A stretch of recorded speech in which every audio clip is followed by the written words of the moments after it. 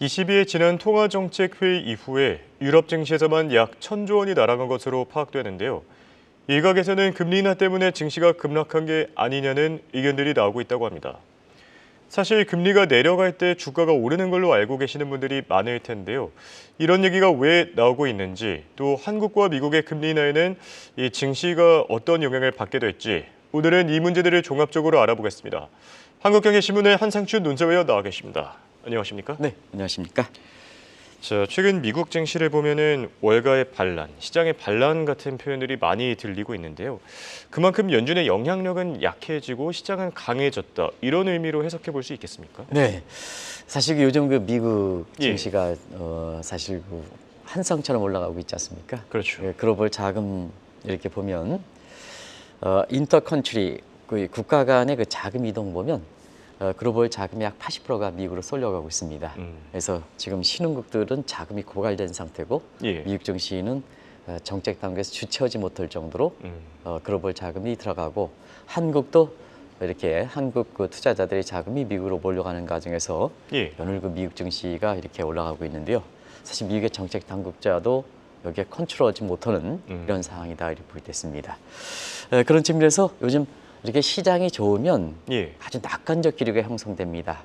그래서 오늘도 이렇게 그 필라델피아 연준이라든가 예. 미네폴리스라든가 이런 측면에서 올해 금리는 한 차례 이내에 그칠 것이다. 또 국채 금리도 이런 것을 반영해서 올라갔습니다는 시장은 낙관적 불이기 때문에 결과적으로 보면 주가가 올라가는 이런 모습을 보였다고 보겠습니다. 예. 그런 과정에서 지금 6월 FOMC 회의에 금리 동결, 점도표의 금리를 4.6에서 5.1로 올라간 데도 불구하고 주가가 이렇게 올라가는 현상에 대해서 지난 주말에 한번 그것을 월가의 반란, 5월 CPI의 반란, 시장의 반란이다. 그래서 지금 페드의 의인사들의 발언 이런 것도 무시하고 주가가 올라가는 형국이다 이렇게 보겠습니다.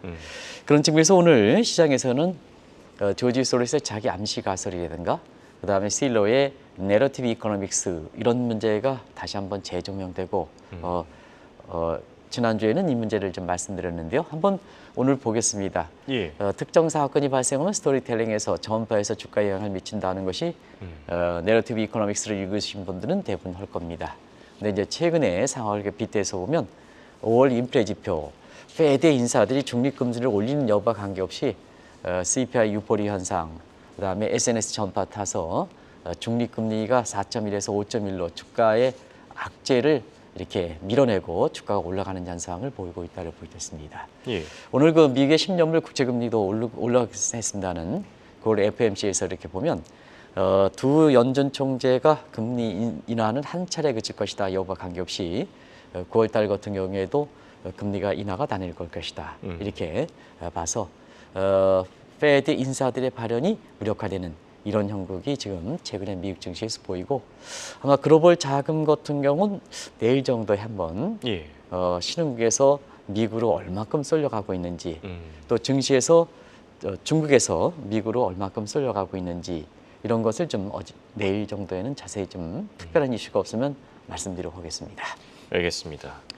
자, 그리고 최근 글로벌 증시에서 가장 난기류를 보이고 있는 게 아무래도 유럽 증시가 아닐까 네, 싶은데요. 그렇습니다. 지난 6월 22회의 이후에 무려 1,000조 원 가까이 날아갔다는 어떤 수치들이 나오고 있습니다. 어떻게 네. 보셨습니까? 네, ECB 회의 6월에서 금리가 인하했다. 그러면 이제 그 이후서부터 이렇게 보면 예. 유로랜드에서 국가들은 한 700조 정도 날아간 것 같고요. 프랑스가 한 250조 날아갔습니다. 가장 난기류를 보이고 있죠. 예. 그리고 EU 전체적으로 보면은 한 1,000 정도 날아갔습니다. 그래서 그러다 보니까 시청자 여러분도 야 금리를 내렸는데 페드보다 먼저 금리를 내렸는데 주가는 유럽 증시가 가장 많이 올라가야지 왜 이렇게 1,000조 원이 이탈됐을까 하는 이 측면에서 많이 궁금증하고 일부 그 전문가라는 사람이 유튜브라든가 이런 방송을 통해서 금리 인하하면 주가가 떨어진다 이런 쪽으로 더 주제를 갖고 이렇게 하기 때문에 오늘 유럽 증시와 또 한국과 미국의 금리 문제를 들어서 이 문제를 그 궁금증을 풀어보도록 하겠습니다. 예. 일단은 그 유럽의 금리 너무 그 미국 쪽으로 쏠려 있으니까 ECB의 그 금리 변동 역사를 잘 모르시는 분이 있어서 잠시 좀 말씀드리면 미국은 금리를 인상을 2022년 3월 다들 인상했습니다는 유럽은 조금 늦췄죠. 2021년 7월서부터 금리를 해서 동결 시점은 동일합니다. 작년 7월에 동결해서 자 페드는 금리가 올해 3월부터 인하되지 않겠냐 했는데 지금 이게 보면 한 12월 정도로 대선 이후로 밀리는 것 같아요. 예. 그러나 금리를 늦게 인상했던 ECB 같은 경우에는 지난 6월 그 회의에서 한 차례 금리를 내렸다. 다들 아실 거로 이렇게 생각합니다. 예. 사실은 이것은 페드는 고용 착출과 물가 안정을 양대 목표로 합니다는 사실 물가 안정만을 중시하는 ECB 입장에서 이례적 조치다 이렇게 보게 됐습니다. 예. 물가 안정을 한다면 물가 조짐이 있을 땐 빨리 좀 페드보다 금리를 올리고 그렇죠. 그다음에 사실 물가가 완전히 잡힐 때까지 금리 인하를 하지 않아야 되거든요. 그럼에도 불구하고 페드보다 늦게 금리를 인상하고 페드보다 금리를 이렇게 앞당겨 내린 것은 상당히 이례적 조치다 이렇게 보게 됐습니다. 예. 그렇다면 이렇게 이례적 조치인데 왜 주가에는 올라가지 않았을까 하는 측면, 이 측면은 일단은 사실 유럽 쪽에 이렇게 보면은 이번에 ECB 회의에 자체적인 측면에서 한번 검토해 보도록 하겠습니다. 금리 내렸죠. 예. 그러나 앞으로 금리는 어떻게 되느냐 하는 포워드 가이던스 문제에 있어서는 매파적 성향을 했다. 그래서 매파적 금리 인하. 이것도 이제 표현상이 매파적 금리 인하가 무슨 뜻일까 하는 예. 이런 쪽에 이제 표현들이 나왔죠. 그런데 이게 무슨 의미일까? 매파적 금리 인하. 그러면 선제성을 중시하는 입장에서는 금리를 내리지 않는 게 좋거든요. 그런데 매파적 금리 인하. 이게 전형적으로 책임 회피성이 아니냐. 뭐 간보기인 거지 않냐. 이렇게 내렸는데 예. 시장에 확신을 주려면 금리 인하에 대해서 확신을 주려면 확실하게 포워드 가이던스도 사실 그 비둘기적으로 이렇게 가이드를 제시해야 금리 인하 효과가 나오는 거거든요. 그런데 결정은 금리 인하를 해놓고 앞으로는 뭐냐?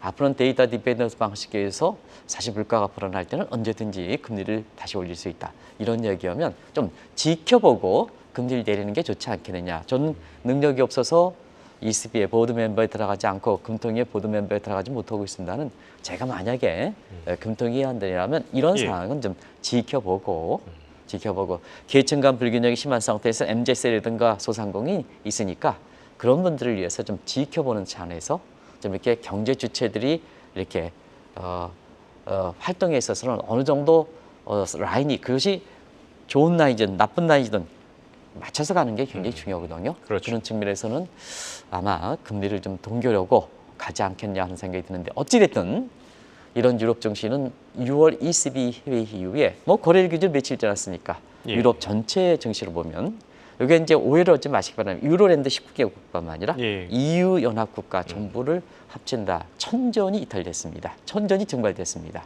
그래서 금리 인하가 됐는데 왜 천전이 증시에서 이탈됐을까? 많은 게 또 일부 전문가들은 금리 인하하면 주가가 떨어지는데 왜 금리 인하를 기대하느냐 이런 유튜브 방송도 있어서 예. 오늘 한번 이것을 오랜만에 유럽 문제를 한번 보도록 하겠습니다. 알겠습니다. 자, 그럼 가장 궁금한 부분부터 풀고 가야 될 것 같은데요. 금리를 내리면 주가가 떨어진다 이렇게 얘기하는 게 실제로도 그렇습니까? 네, 일반 투자자 입장에서는 다들 금리 인하가 주가의 호재다. 다들 그렇게 알고 계시죠? 예. 그렇게 아시면 됩니다. 근데 일부 전문가라 칭하는 사람들이 특이한 지표를 들어서 사실은 유럽 증시의 다른 요인인데도 불구하고 예. 금리 인하에도 불구하고 주가가 이렇게 떨어지다 보니까 거기에 그냥 인과관계 없이 갖다 빗대다 보니까 이와 같은 시청자분이 더 전문가보다 옳게 이해하고 있으신데도 불구하고 헷갈리기 때문에 궁금증을 더해주거든요.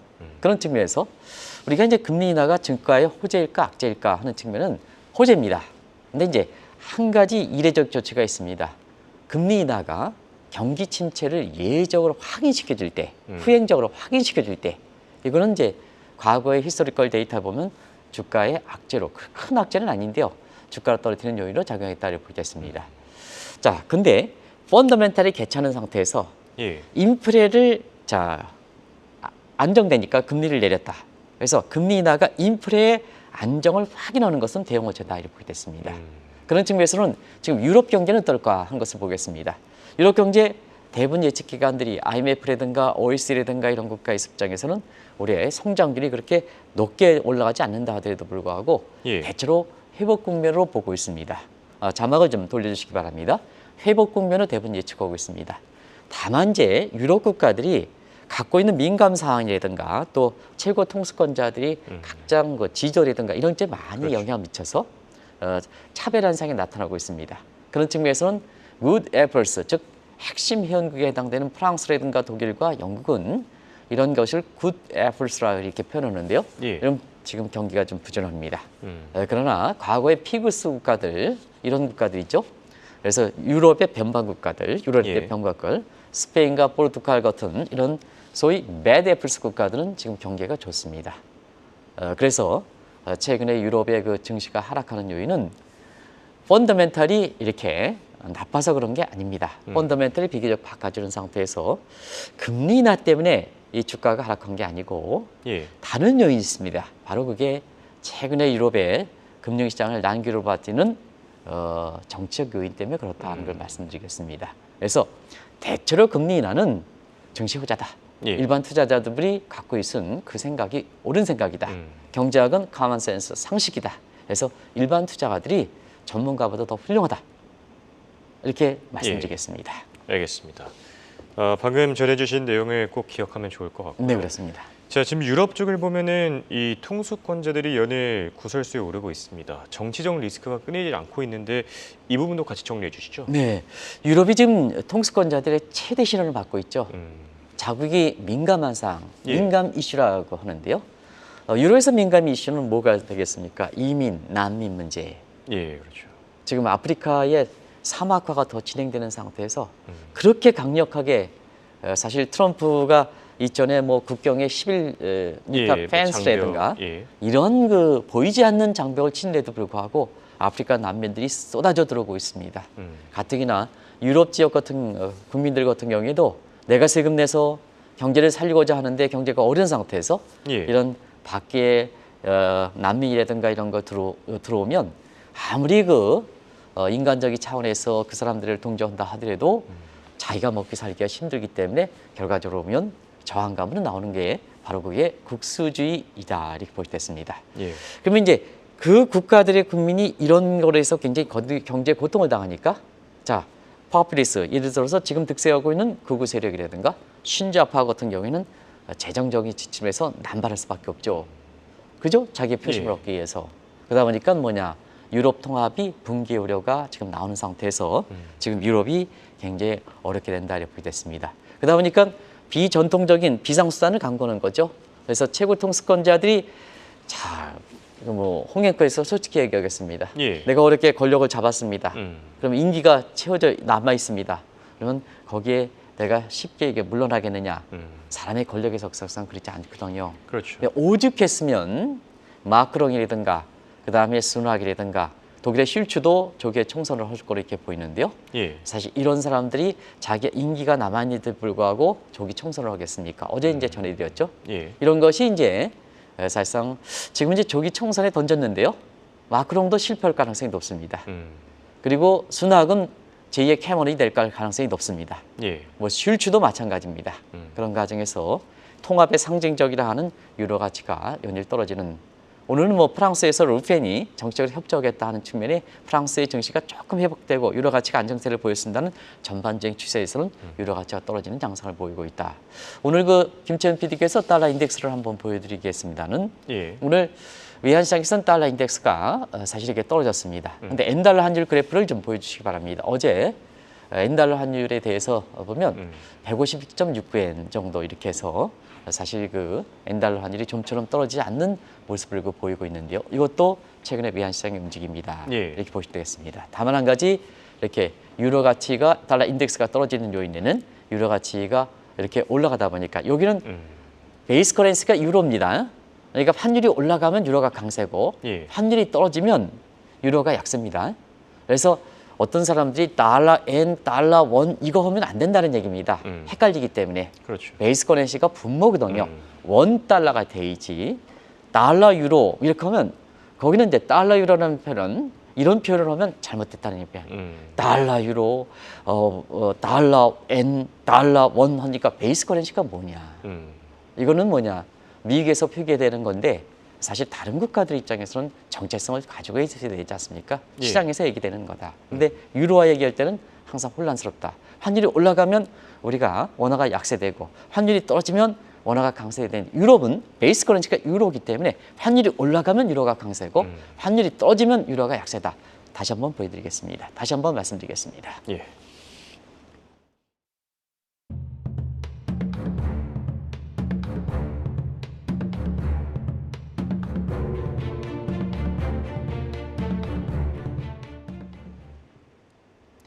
네, 방금 들어온 소식부터 전해드리면요. FDA가 폐렴구균 예방 목적의 이 머크 백신을 승인했다는 소식 전해진 점 참고하시기 바랍니다. 자, 주제로 넘어가겠습니다. 자, 유럽 핵심국들이 재정 지출을 남발한다면요. 120년 동안의 역사를 가지고 있던 유럽 연합도 이제 이 통합이 서서히 깨지고 흔들리지 않겠습니까? 네, 사실 지금 FDA에서 예. 폐렴구균 승인 문제 있는데요. 미국은 빅테크에 이어서 좀 바이오 문제에 대해서도 신약이 많이 나오고 예. 몸무게를 줄인다든가 이런 측면에서 근데 우리나라 좀 바이오업계가 너무 침체되어 있는 것 같습니다. 그렇죠. 우리나라의 그 인력들이든가 이런 측면이 이렇게 우수한데도 불구하고 바이오업계가 많이 이렇게 침체되어 있는데요. 현 정부 입장에서 좀 바이오에 대한 집중 지원 방안 이런 것도 해서 가축이나 의료 파업이라든가 이런 거에서 지금 우수한 인력들이 좀 의료계 인력들 의사분들도 밖으로 나가려고 그러는데요. 예. 이걸 좀 한국의 바이오업종이라든가 해서 대학이라든가 산업계에서 서로 그 우수한 인력들을 한국에 이렇게 머물게 하는 이런 조치가 나왔으면 하는 FDA 그 폐렴구균 때문에 예. 미국에서 그런 조짐 때문에 바이오를 육성시키려고 하는데요. 지금 그렇습니다. 그 질문에 대해서 좀 말씀드리면 예. 자, 지금은 보면 유럽 통합이 이렇게 깨진다. 그래서 주가가 폭락한다. 이렇게 보시면 되겠습니다. 근데 왜 그러냐? 극우 세력과 신자파들이 재정 지출을 많이 이렇게 증대되면 유럽 통합을 위해서 경제 수렴 조건, 이코노믹 컨버전스 컨디션 이렇게 사실 이 조건이 붕괴되는 되게 되거든요. 한번 보겠습니다. 오랜만에 들어보시겠습니다. 이코노믹 컨버전스 컨디션은 홍앵커랑 나랑 합치하려면 지금 예. 서로 다르지 않습니까? 그러면 옷을 벗든가 아니면 제가 옷을 입든가 이렇게 해야 시청자 입장에서는 자 이렇게 사실 어느 정도 조합점을 찾을 수 있다 하는 측면에서 유럽 국가들이 그렇게 각기 다른 국가들이 서로 통합하려면 자 기본적인 경제 측면에서는 가장 중요한 게 환율과 금리, 물가, 재정 적자 이걸 일정 조건에 수렴시켜야 되거든요. 그중에 가장 중요한 것이 나를 살릴 문제입니다. 그래서 예. 재정 적자는 GDP의 3% 이내로 수렴시켜야 같이 통합할 수 있다. 근데 사실은 이 재정 적자를 GDP의 3% 하면 재정 지출을 그만큼 줄여야 되거든요. 예. 또 부자 감세라든가 이런 것은 감세하면 재정 적자가 확대되지 않습니까? 이런 것도 추진하지 말아야 되거든요. 그렇죠. 그런 측면에서 가장 민감한 조건이 재정 적자 수렴 조건입니다. 그러다 보니까 2011년에 피그스 사태가 있었죠. 예. 이 사태 이후에 재정 적자 수렴 조건은 지키지 않고 있다 이렇게 보겠습니다. 그래서 이런 것이 이제 되다가 지난 아시겠습니다는 2016년 6월 23일 날 국민투표에 붙였던 브렉시트 이후에는 사실상 이 조건은 붕괴된 상태다 이렇게 보게 됐습니다. 그래서 지금 상태에서 이렇게 보면 영국의 EU 탈퇴에 이어서 제2의 브렉시트 국가가 어디에 태어날 것이냐 하는 측면이 그동안 감신사가 되었었거든요. 예. 근데 이번에 핵심 국가들이 전부 상당히 최고 통수권제 어려운 위치에 처하다 보니까 결국 제2의 브렉시트 문제에서 넥스트 문제 이런 문제들이 거론하기 시작했다 이렇게 보게 됐습니다. 그 문제는 다시 한번 말씀드리겠습니다. 예. 그래서 EU에서도 회원국 탈퇴하는 문제가 있고 회원국 내에서도 영국에서는 이렇게 스코틀랜드 그다음에 스페인이 지금 되게 문제가 되고 있습니다. 카탈루야 그리고 북부 이탈리아 문제 이런 문제들이 회원국에서도 같은 국가에서도 독립하려는 회원국 독립운동이 돼서 전체적으로 유럽 증시가 이런 통합이 깨진다. 이것만큼 악재가 어디 있습니까? 주가가 그렇죠. 떨어질 수밖에 예. 없죠. 유럽의 금리 인하보다도 더 큰 악재죠. 떨어진다 이렇게 보게 됐습니다. 예. 그리고 또 과거와는 다르게 최근에는 핵심 국가일수록 이 상황이 오히려 더 어렵다라고 보는 시각들이 많지 않습니까? 네, 2011년에도 예. 사실 난민이라든가 이민 문제 이런 문제가 사실 이슈가 돼서 예. 재정 지출이 남발하는 과정에서 피그스가들, 포르투갈, 이태리, 그리스, 스페인 같은 이런 사태가 터졌죠. 근데 지금도 동일한 문제인데요. 예. 그때보다 더 민감한 사항이다 이렇게 보게 됐습니다. 근데 문제는 2011년에는 이 독일이라는 확실한 국가가 있습니다. 예, 그렇죠. 그리고 메르켈 총리라는 확실한 강인한 이렇게 이 표정이 좀 긍정적으로 해석해 주시기를 바라겠습니다. 예. 철의 여인이 있으셨습니다. 음. 이 철의 여인은 제가 표현한 게 아니라 영국의 이렇게 수상 아시죠? 예. 그래서 철의 여인이 이렇게 메르켈 총리라는 게 있습니다. 그래서 2011년부터 2011년 피글 사태가 어떻게 보면 어려움이 겪었지만 극복하게 됐던 배경이거든요. 예. 근데 최근에 한번 보겠습니다. 최근에는 일단 민감 사항이 그때보다는 더 국수지 음식이기 때문에 유럽 국민들이 더 민감하게 반영되고 있습니다. 그런데 자, 유럽의 핵심 국가들은 어떠냐? 유럽의 핵심 국가들은 사실 자막이 빨리 지나가고 있습니다는 유럽의 핵심 국가들은 프랑스, 마크롱, 독일의 슐츠, 그다음에 영국의 스누락 전부 핵심 국가들이 뭐냐? 핵심 국가들이 자 메르켈 총리에 이어서 사실 이것이 유럽이 어려울 때 통합이 어려울 때 이것을 이끌어주지를 못하고 있습니다. 이끌어주지 못하고 있습니다. 그러다 보니까 지금 유럽 통합 문제에 대해서는 여러 가지가 나오죠. 멀티 스피드에서 멀티 트랙으로 이제는 각자 도생화해야 된다.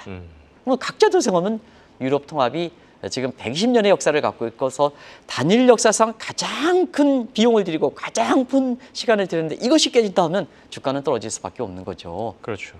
그래서 이것을 가지고 뭐 금리 인하는 주가에 떨어지는데 왜 금리 인하를 고대하느냐. 유튜브의 제목들이 그렇게 나오는데요. 이거는 잘못된 해석이다 하는 걸 말씀드리겠습니다. 예. 자, 그리고 북미 자유협정 나프타도 최근에 USMCA, 그러니까 미국과 멕시코, 캐나다 협정으로 재탄생됐습니다만 이 EU든 유로든 어쨌든 유럽 통합도 이 재탄생이 필요한 시점이라고 생각이 드는데요. 어떤 방식으로 재탄생될 것 같습니까? FTA의 가장 원류격이 나프타입니다. 예.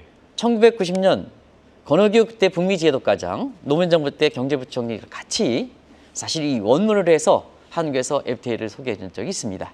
근데 그 위에 몇 년이 지났습니까? 그 위에 30년이 지나는 과정에서 경제 현실이 바뀌니까 캐나다, 미국이라든가 멕시코도 뭐냐 새롭게 재탄생하는 거거든요. 그렇죠. 그러면 EU는 몇 찼습니까? EU도 EU도 이렇게 어려운 점일 땐 재탄생회의죠. 어. 지금 보면 이탈렉스해서 시청자 여러분 아시겠으면 이탈렉스 제2의 브렉시트입니다. 예. 이태리 플러스 엑스트. 그 다음에 넥스트에서 네덜란드 플러스 엑스 이런 얘기까지 나오고 있습니다.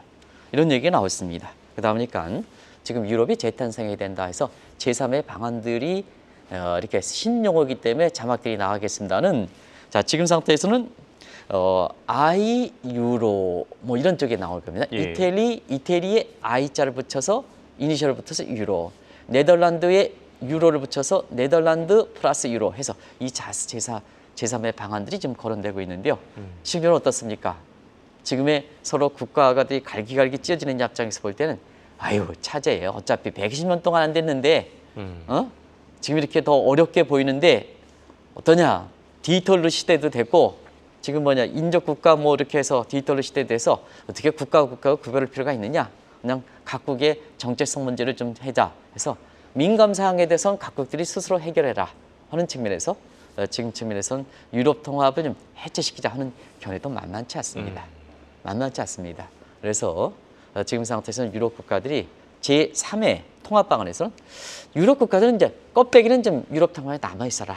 예. 그런데 민감 문제, 난민 문제는 당신네들이 스스로 해결해라 하는 이 차원에서 조화점을 제3의 방안을 가는 것이 지금 유럽 통합에 대한 논의다 이렇게 볼 수 있습니다. 알겠습니다. 자, 이렇게 얘기를 다 듣고 나니까 명확히 정리가 되는 것 같습니다. 어쨌든 유럽 금리 인하는 증시 하락의 원인이 아닌 걸로 이제 이해가 되는데요.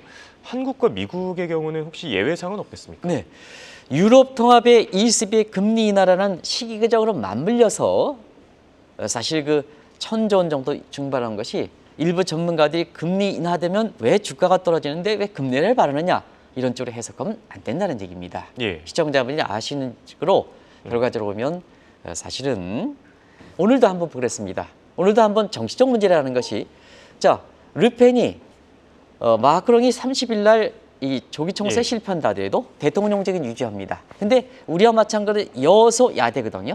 야는 르펜입니다. 협조하겠다 하다 보니까 주가가 안정되지 않습니까? 프랑스 예. 까크 지수를 한번 보여주시면 그래서 추락하는 유로 가치도 좀 안정세를 보였죠. 이게 정치적 이슈입니다. 그런 측면에서 지금 까크 지수 올랐죠? 예. 그다음에 유로 가치도 아마 올라갔을 겁니다. 아까 보여준 대로 이렇게 무슨 정치적 이슈다. 예. 그래서 오늘 협조 문제가 나왔기 때문에 그렇다. 음. 그러면 이제 한미 간의 금리 인하 문제는 대체로 정식 호재다 이렇게 됐습니다. 지금 한국에서 보면 페드의 금리 인하 시기를 앞당겨 할 것이냐, 뒤에 할 것이냐 학자 간의 논란이 있는데요. 예.